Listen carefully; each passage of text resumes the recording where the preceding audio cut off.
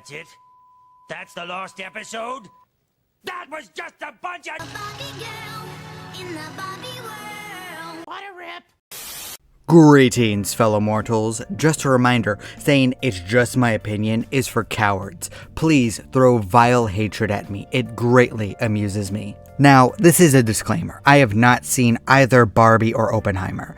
This isn't a review of those movies. This is a review of the raw stupidity and foolishness around these movies. Because I'm happy these films exist simply for the fact that I get to watch everyone freak out about them. I'm sure that they're fine films. The clips I've seen from Barbie have actually been pretty funny. And I do have to say that I love the set design. But here's the thing, this is obviously a movie made by women, for women, and girls, and that is fine. I don't want to take enjoyment away from them. My wife didn't care to see it, and I'm not going alone and feeling uncomfortable around a bunch of wine moms and their daughters. Although I do think that it is funny that all anyone is talking about is how great the male character is in this deeply feminist movie. And Oppenheimer looks good, but I'm not sitting in a movie theater that long by myself. There isn't enough rom-com marathons in the world to convince my wife to go with me. Besides, this super serious film about the morality of nuclear warfare is probably best suited for a quiet evening at home with a scotch in my hand, nodding and sarcastically saying words like quite and indubitably, because I've been told that I'm not a real man if I enjoy anime or video games or cartoons or anything with whimsy. How dare I have fun and read about anything but biographies about old, boring white dudes. Because I am a man! All kidding aside, I'll probably like Oppenheimer. It looks very good and really interesting. And Christopher Nolan is a great director. Perhaps a bit overrated, yeah, I said it, but he's really good at what he does. But at this point, I would probably go see the Barbie movie first, because oh my god, can you believe the hysteria about a film about a doll? One side is screaming their heads off like this is the worst thing ever made, and the other side is acting like this is the white woman's Black Panther, like it's a movie that will be studied for the ages as a cinematic masterpiece. Yeah, Barbie, come on, give me a break. Now, it's probably a good, fun movie. Only an idiot would go into this thinking that the message would be anything but woman power. Of course it is, and with the money that it's made thus far, it's sure to get a sequel. Then spin-offs, then a cinematic universe. Okay, I'm joking with that last part, but that would be hilarious. The Barbie cinematic universe. And imagine it becoming more profitable and popular than the MCU or the DCEU at this point. Okay, I've convinced myself that I need to go see this film and support it just so that I can see the Barbie cinematic universe and I can have a good laugh about it all. Not about money, it's about sending a message. Everything burns. One of the reasons for both film success is partially having to do with the memification of their joint release. It reminds me of Doom Eternal and Animal Crossing when they came out at the same time, and fans embraced the duality and differences between them. It encouraged multiple people to experience both games to be a part of the meme and the culture. It was just plain fun, and that magic was repeated with these two films. Despite Christopher Nolan supposedly not liking it, someone should have told him that this was going to help his film. I mean, I'm glad that he got to make exactly what he wanted, but boy, is Oppenheimer kind of a niche film. A historical fiction about the morality and politics of making nuclear bombs in World War II. It's not exactly going to get everyone in the world to watch it. This isn't a critique of the film, it is what it is, and I respect it for that. But the memes in the release of Barbie definitely made it more financially successful than it probably would have been without it.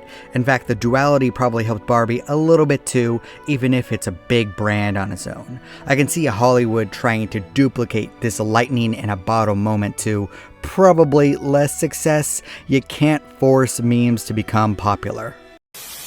How do you do, fellow kids? What?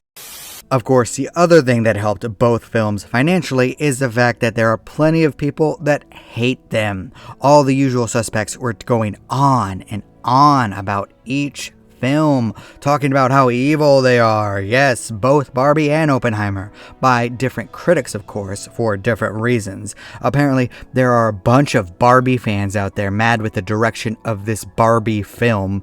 Even people that I like lost their minds over it. It's fine, people. Like, Barbie was ever going to be about Ken realizing his true potential as an alpha male who didn't need Barbie. And while I haven't seen Oppenheimer, I know how Christopher Nolan works. He's really good at showing the protagonist doing immoral things for a supposed greater good, but then getting called out on it by other characters. I'm sure the situation is looked at with a lot of nuance, but everyone is mad because Japan got nuked, except, you know, the Japanese. They don't seem to be bringing it up all that much anymore. Just a bunch of morons from America that have a guilt and self-reprimanding fetish.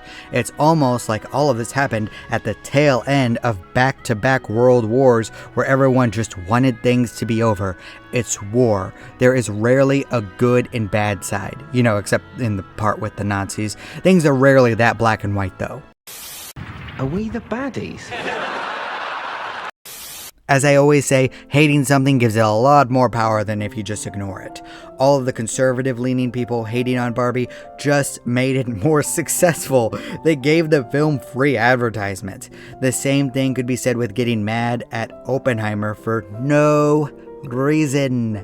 It all added up to the perfect storm for both movies to make a ton of money. And there was a bunch of variety, original ideas, and new IPs being used, so I'm happy. I always tend to complain about new ideas not being used or accepted in Hollywood, so maybe I should just go see both of these films. Or I can just wait until it all comes onto streaming in a few weeks, or at least Amazon, so I can watch them in the comfort of my own home. Because here's the thing, I doubt either movie would have caught my interest at all if people weren't so angry about them. Because here's the thing, I doubt either movie really would have caught my interest if people weren't so angry about them. It would have just passed me by, I wouldn't have even cared. It might come to a great shock to you, but I'm not a giant Barbie fan. I know, I'm sorry to all the feelings that I've crushed with that statement. And I barely wanted to sit through it.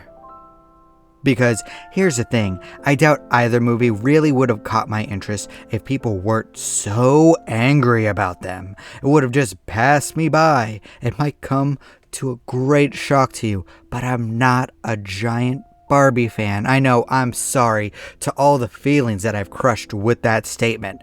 And I barely wanted to sit in a theater for 3 hours with John Wick Chapter 4. Why would I want to do that with Oppenheimer?